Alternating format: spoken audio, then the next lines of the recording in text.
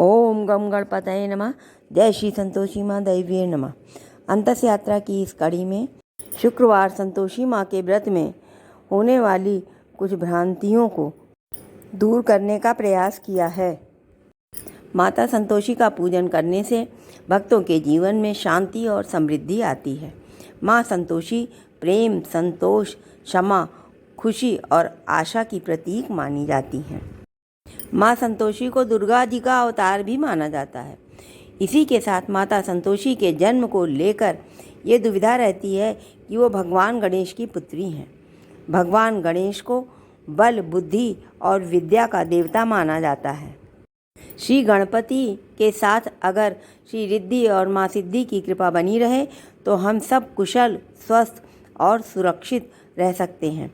इन तीनों की कृपा जिसे मिल जाए उसका जीवन धन्य हो जाता है। माँ संतोषी का जन्म इन्हीं तीनों शक्तियों का संयोग है। इसके कारण उनके व्रत से व्यक्ति के जीवन की सभी प्रकार की परेशानियाँ खत्म हो जाती हैं। भगवान गणेश जी के 2 पुत्र शुभ और लाभ हुए। मान्यता है कि भगवान गणेश अपनी बुआ से रक्षा सूत्र बनवा रहे थे, तो उनके पुत्रों ने इस रस्म का रहस्य पूछा। इस पर भगवान गणेश जी ने बताया कि यह धागा नहीं, वस्तुतः एक सुरक्षा कवच है, आशीर्वाद और भाई बहन के प्रेम का प्रतीक है। इस पर श्री गणेश जी के दोनों पुत्रों ने कहा कि उन्हें भी एक बहन चाहिए जिससे वह रक्षा सूत्र बंधवा सकें। इसके बाद भगवान गणेश जी ने अपनी विशेष शक्तियों से एक ज्योति उत्पन्न की और अपनी दोनों पत्नियों की आत्मशक्ति के साथ उन्हें सम्मिलित कर लिया। इस ज्योति ने कन्या का रूप धारण कर लिया और गणेश जी की पुत्री का जन्म हुआ, जिन्हें संतोषी नाम दिया गया और शुभ लाभ की बहन बनाया गया।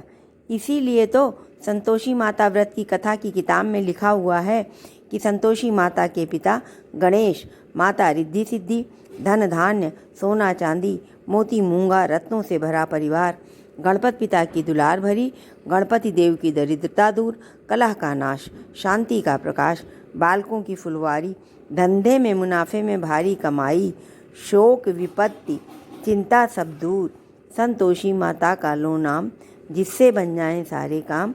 बोलो जय संतोषी माता की, जय संतोषी माता। हर व्रत के कुछ नियम होते हैं। इस व्रत में भी इस दिन जो भी व्यक्ति व्रत करे, वो चाहे स्त्री हो या पुरुष, उसे खट्टी चीज़ें नहीं खानी चाहिए। कोशिश करें खट्टी चीज़ों को छूना भी नहीं चाहिए, परंतु अति आवश्यक होने पर, जैसे कि घर में कोई मेहमान आ जाए या आप बाहर कहीं सफ़र में हों और कोई भी खट्टी चीज़ के संपर्क में आ जाए और छू जाए तो कोई बात नहीं, आप स्वयं खट्टी चीज़ें खाने से परहेज करें। आप स्वयं खटाई न खाने का परहेज करें। घर के सभी सदस्य आज के समय में परहेज नहीं कर सकते हैं, उनकी अपनी कुछ मजबूरी भी हो सकती है। अतः अगर पूरे घर का परहेज न हो सके तो स्वयं का परहेज रखें और माँ का व्रत पूरा करें। आजकल संतोषी माँ के व्रत में बहुत सी भ्रांतियाँ फैल गई हैं कि अगर आपने खट्टा खा लिया या छू लिया तो माता क्रोधित हो जाएंगी और बहुत बुरा फल देंगी, जो कि बिल्कुल सही नहीं है। आप लौकिक जीवन में ही लीजिए। माता पिता बच्चों की कितनी भी बड़ी गलती हो, उस पर शांति से, संतोष से काम लेते हैं और बच्चों को समझाते हैं, बुझाते हैं, प्यार दुलार करते हैं। इसी प्रकार माँ करुणामयी है, सब जानती हैं। इसलिए अगर आपने जानबूझकर कुछ गलत नहीं किया है तो माँ आपको क्षमा कर देंगी। आप विनयपूर्वक उनसे अपनी गलती की क्षमा मांग लें। जब हम लौकिक माता पिता होकर के अपने बच्चों की गलतियों को क्षमा कर सकते हैं तो हमारी माँ तो पारलौकिक है, परम ब्रह्म है, आदि शक्ति है, माँ जगदम्बा है। वो हमारी गलतियों को, हमारी भूलों को, हमारी अपराध को क्यों नहीं क्षमा करेंगी। भूल से भी खटाई खा लिया हो तो माँ भयंकर दंड देंगी। ऐसा सोचकर यह ना सोचें कि हम यह व्रत ना करें। वैसे भी यह कलयुग का समय है, यहाँ कोई भी व्यक्ति पूजा पाठ में पूर्णतः समर्थ और ज्ञानी नहीं है। मेरी तो अपनी पर्सनल सोच है कि खटाई से मतलब मन की खटाई का है। हमें मन से किसी का बुरा नहीं सोचना चाहिए, यही वास्तविक खटाई है।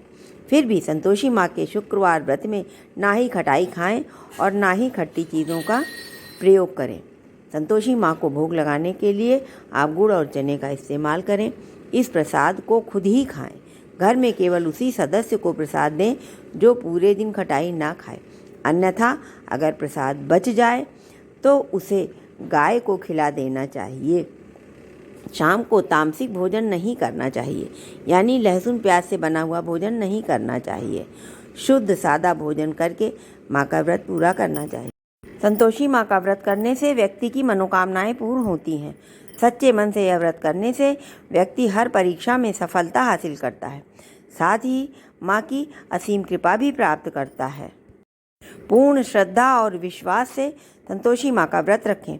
मन में किसी भी प्रकार की शंका और संशय ना लाएं, क्योंकि माँ हो या कोई भी देवी देवता हो, वो तो भावना के भूखे हैं, हमारी सच्ची श्रद्धा ही देखते हैं।